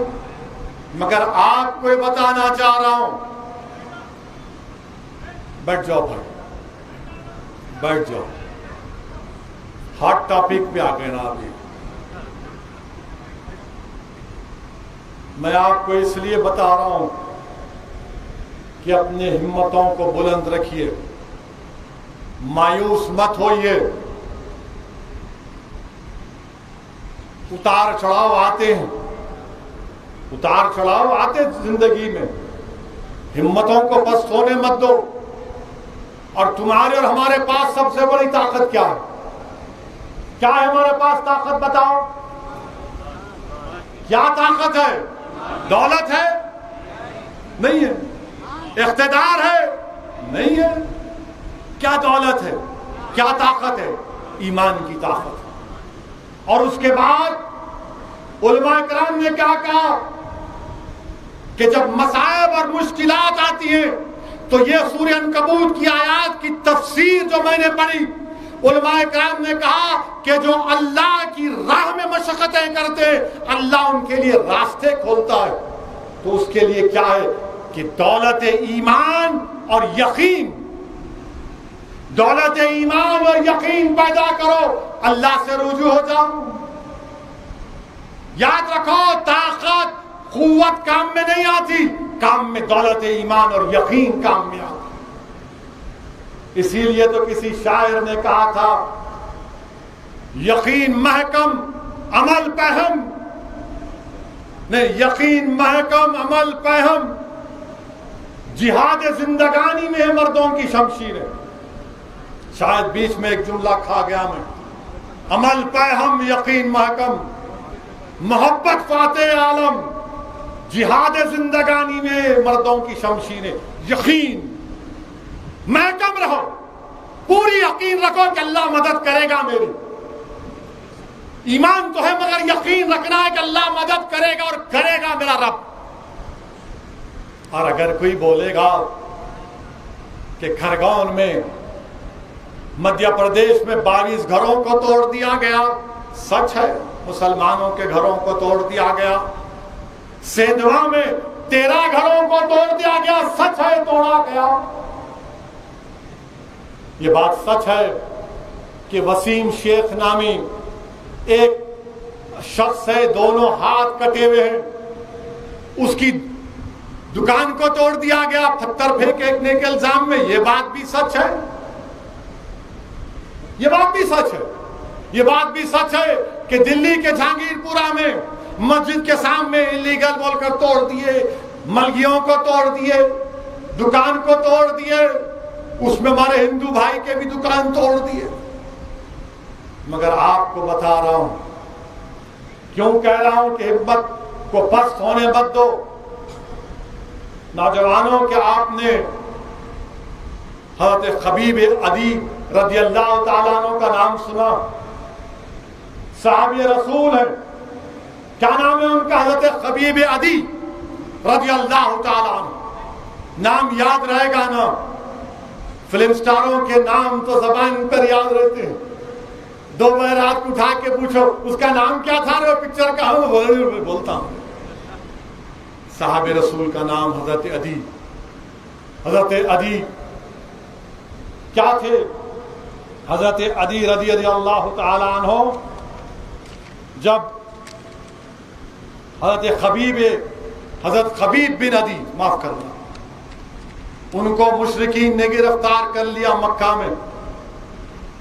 ایک باندی کے گھر میں رکھ دیا. مادوی نام مہاوی نام تھا اس نے بعد میں اسلام قبول کیا کہ بولے ان کو رکھو, حضرت خبیب بن عدی کو. تو اس نے دیکھا کہ خبیب بن عدی کو زنجیروں میں جکڑا گیا, اور رات کے اندھیرے میں جب خبیب بن عدی قرآن کی تلاوت کرتے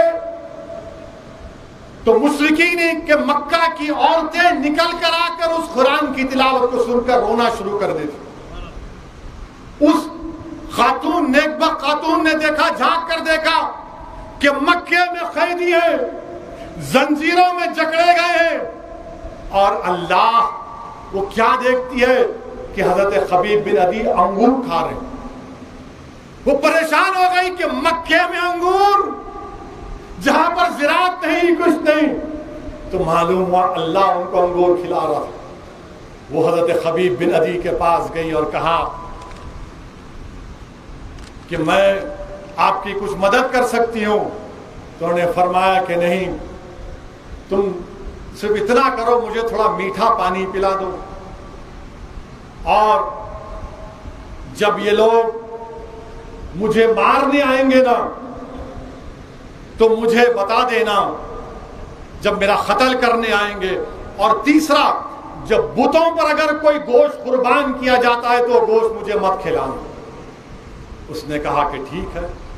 پھر بعد میں آ کر کہا کیونکہ وہ 4 مبارک مہینے تھے, ذی الحجہ کے, ذی قعدہ کے, محرم کے, جب کسی کو مارا نہیں جاتا تھا, وہ 4 مہینے ختم ہوئے. اس نیک بخت خاتون نے آ کر کہا کہ خبیب بن عدی اب تم کو مارا جائے گا, تم کو سولی پر لٹکایا جائے گا. مکے کے آگے جا تنیم ایک جگہ ہے, وہاں پر تم کو سولی پر چڑھایا جائے گا. وہ اطمینان سے رہتے ہیں, مسکراتے ہیں, پیشانی پر کوئی پریشانی کے آثار نمودار نہیں ہوتے. ان کو رسیوں سے, زنجیروں سے جگڑ کر لے کر جاتے ہیں. راستے میں حضرت خبیب کو خوب مارتے ہیں, خوب مارتے ہیں. اس زمانے میں عرب میں روایت نہیں تھی کہ کسی قیدی کو مارا جائے. خیر ان کو مارتے ہیں, ان کو مار کر تختے پر چڑھاتے ہیں. تو پوچھتے بتاؤ تمہاری کوئی خواہش ہے خبیب؟ کہتے ہاں خواہش تو نہیں ہے, مگر صرف 2 رکعت نماز پڑھنا چاہتا ہوں, 2 رکعت نماز پڑھنا چاہتا ہوں. بولے پڑھ لو. 2 رکعت نفل نماز پڑھے, جلدی پڑھ لیے, اور اس کے بعد ان ظالموں سے, مشرکین سے مخاطب ہو کر کہا کہ میں زیادہ دیر تک نماز پڑھ سکتا تھا مگر نہیں پڑھا, اس لیے کہ تم یہ سمجھو گے کہ میں موت سے ڈر گیا, میں موت سے ڈر گیا. اس کے بعد حضرت خبیب بن عدی نے اشعار پڑھے. میں جب یہ پورا مضمون پڑھا میرے رونگٹے کھڑے ہو گئے. حضرت خبیب نے اشعار عربی میں پڑھے, اس کا ترجمہ یہ ہے, سنیے. حضرت خبیب نے تخت دار پر کھڑے ہو کر کہا لوگ جوق در جوق میرے گھر جمع ہو رہے ہیں, بڑے بڑے گروہ میرے قتل کا تماشا دیکھنے کھڑے ہیں.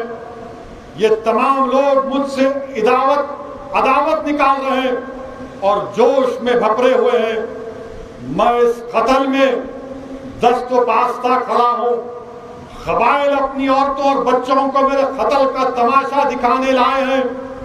مجھ سے کہتے ہیں کہ اسلام چھوڑ دینے سے تیری جان بچ سکتی ہے, لیکن دین چھوڑنے سے مر جانا بہتر ہے.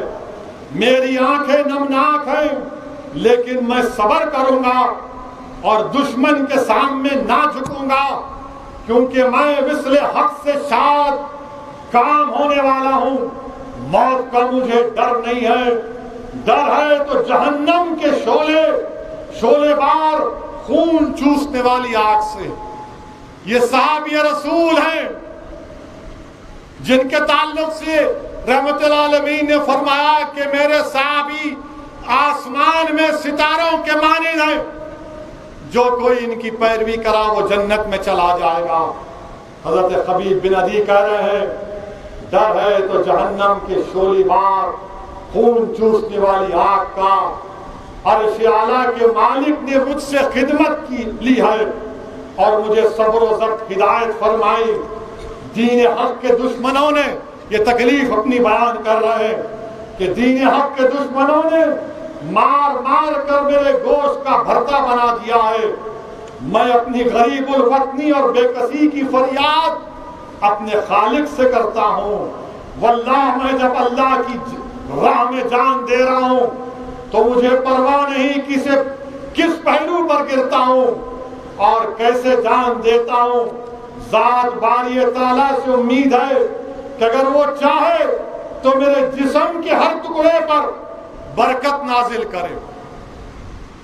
یہ حضرت خبیب بن عدی کیا کہہ رہے ہیں کہ میرے جسم دین حق کے دشمنوں نے مار مار کر میرے گوشت کا بھرتا بنا دیا.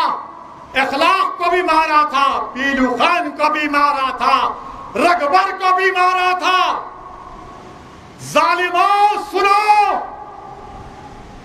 یہ خبیب بن عدی تخت پر کھڑے ہو کر کہہ رہا ہے مجھے موت سے ڈر نہیں ہے. ہم خبیب بن عدی کے غلاموں کے غلام ہیں. ہم تمہارے ظلم سے ڈرنے والے نہیں ہیں. ہم موت سے نہیں ڈریں گے, نہ تمہارے ظلم سے ڈریں گے, نہ تمہاری طاقت سے ڈریں گے, نہ تمہاری قوت سے ڈریں گے. اگر مقابلہ کرنا ہے تو صبر سے کریں گے, مگر میدان نہیں چھوڑیں گے. یاد رکھو میرے عزیز دوستوں اور بزرگوں, میرے عزیز دوستوں اور بزرگوں, 2 دن پہلے ہریانہ میں ایک ضعیف بوڑھے شخص کو, اس کا ویڈیو آپ نے دیکھا ہوگا کہ جو اپنے آپ کو گاؤں رکشک کہتے ہیں, انہوں نے اس کی داڑھی پکڑی, داڑھی کے بال کھینچ رہے, مار مار کر اس کے سر کو کھول دیا, بے ہوش گاڑی میں پڑا ہے. یہ ظلم انہوں نے کیا. ہریانہ میں نو گاؤں میں ایک شخص کو گھر سے اٹھاتے ہیں کہ تو گائے کو کاٹا, خوب مارتے ہیں, پیٹتے ہیں. میرے عزیز دوستوں اور بزرگوں, خبیب بن عدی کے الفاظ کو یاد رکھو کہ دین حق کے دشمنوں نے مار مار کر میرے گوشت کا بھرتا بنا دیا اور مجھ سے کہتے ہیں کہ اسلام چھوڑ دینے سے تیری جان بچ سکتی ہے, لیکن دین چھوڑنے سے مر جانا بہتر ہے. تم چھوڑو گے اسلام کو؟ تم چھوڑو گے اسلام کو؟ تم چھوڑو گے دین کو؟ کہ اگر کوئی تم کو ظالم مارے گا بیجا تم چھوڑو گے؟ میرے عزیز دوستوں اور بزرگوں, اب کیا ہوتا ہے, خبیب بن عدی کھڑے ہوتے ہیں اور اس پھانسی کا پھندا اپنے گلے میں ڈالتے ہیں اور مشرکین سے کوئی آواز لگاتا ہے کہ خبیب بن عدی کیا یہ اچھا ہوتا کہ تیری جگہ پر محمد صلی اللہ علیہ وسلم ہوتے. پکارتے نہیں نہیں نہیں, ہرگز نہیں ہرگز نہیں. میں یہ بات گوارا بھی نہیں کر سکتا کہ میرے آقا کے تلوے میں کانٹا چبھے. نہیں نہیں, کہا کہ نہیں, محمد صلی اللہ علیہ وسلم کو نہیں چھوڑو. اور پھر اس کے بعد خبیب بن عدی کیا کہتے ہیں؟ یاد رکھو, یاد رکھو اس جملے کو, تاریخی جملہ اپنے ذہنوں میں رکھ لو اس بات کو. اگر آپ اور ہم رسول اللہ صلی اللہ علیہ وسلم سے سچی محبت کرتے ہیں تو خبیب عدی کے جملے کو یاد رکھو. حضرت خبیب عدی نے کہا کہ یا اللہ, میرا سلام میرے آقا محمد مصطفیٰ صلی اللہ علیہ وسلم کو پہنچا دینا کہ میں نے دین کے حق میں اپنی جان دینے جا رہا ہوں. یا اللہ, میرے آقا کو میرا سلام پہنچا دینا. مدینے میں رسول اللہ صلی اللہ علیہ وسلم بیٹھے, مدینے میں محمد مصطفیٰ صلی اللہ علیہ وسلم صحابہ کے رضی اللہ تعالیٰ عنہ کے ساتھ بیٹھے ہیں، غشی کی حالت جاری ہوتی ہے، راقہ کے آنکھ سے آنسو نکلتے اور فرماتے ہیں وعلیکم السلام حبیب بن عدی،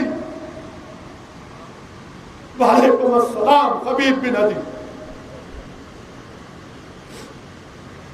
رسول اللہ صلی اللہ علیہ وسلم فرماتے ہیں وعلیکم السلام۔ آقا فرماتے ہیں کہ جبرائیل امین نے مجھے آ کر حضرت حبیب بن عدی سے ظلم ہو رہا ہے مجھے اس کا سلام پہنچایا، کہا ہماری یہ ظلم کے بھی داستان آقا کے دربار میں کوئی پہنچا دے۔ یا رحمت اللہ العالمین، جس سرزمین سے آپ کو میٹھی ہوا آتی ہے وہاں کی آپ پہ امت پر ظلم ہو رہا ہے یا رسول اللہ، یا رسول اللہ ظلم ہو رہا ہے آپ کی امت پر۔ آقا ہم کو ظلم کے ذریعے مٹانے کی کوشش کی جا رہی ہے، مگر یا رسول اللہ صلی اللہ علیہ وسلم ہم آپ کے امتی ہیں، ہم حبیب بن عدی کے غلاموں کے غلام ہیں، ہم صبر کریں گے، میدان نہیں چھوڑیں گے، کمر کسیں گے، اللہ سے ڈر کر صرف ان لوگوں سے مقابلہ کریں گے۔ میرے عزیز دوستوں اور بزرگوں، حبیب بن عدی کو جب پھانسی دے دی گئی تو حبیب بن عدی نے اپنے چہرے کو قبلے کی طرف کر لیا، اپنے چہرے کو، تو مشرکین مکہ نے کہا پلٹاؤ اس کے چہرے کو، پلٹاؤ اس کے چہرے کو قبلے سے۔ جان باقی تھی، ایمان دیکھو آپ۔ اور حبیب بن عدی نے کہا، قرآن کی آیات پڑھی کہ جدھر بھی دیکھو اللہ ہی اللہ ہے۔ پریشان ہو گئے اور پھر ان کا چہرہ قبلے کی طرف ہو گیا، موڑتے پھر قبلہ قبلے کی طرف، چہرہ پھر قبلے کی طرف، اور اس کے بعد نیزے لے کر مارتے تھے حبیب بن عدی کو، پھانسی پر ہیں تلوار سے مارتے تھے۔ اور اس کے بعد حبیب بن عدی نے ان کو بددعا دی اور کہا یا اللہ ان کو تباہ برباد کر دے، ان کو نیست و نابود کر دے، یہ مجھے سزا اس لیے دے رہے ہیں کہ میں تیرے دین کا ماننے والا ہوں، میں نے تیری وحدانیت کا اقرار کیا، میں نے تیرے رسول کے پیغام کو عام کیا، یا اللہ ان کو برباد کر دے۔ تو جو مشرکین وہاں پر تھے زمین کے بل لیٹ گئے، کان میں انگلیاں رکھ لیے۔ حضرت حبیب بن عدی آخر میں ایک کسی ظالم نے ایک برچہ پھینک کر اپنے سینے میں پھینکا اور حبیب بن عدی کی روح پرواز کر گئے۔ اللہ کے رسول صلی اللہ علیہ وسلم نے صحابہ سے کہا یہاں پر ہے کوئی جو حبیب بن عدی کی لاش کو لائے، یہاں پر ہے کوئی جو حبیب بن عدی کی لاش کو لائے۔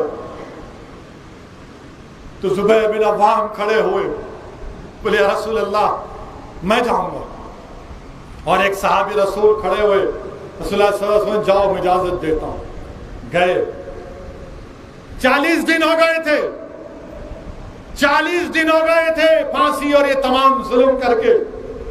جب مقتل گاہ کو گئے تو ایسا لگ رہا تھا کہ حبیب بن عدی ابھی انتقال ہوا، ابھی شہید ہوئے، خون بہ رہا، ابھی خون بہ رہا۔ ان کی لاش کو نکالے اور جب لے کر نکلے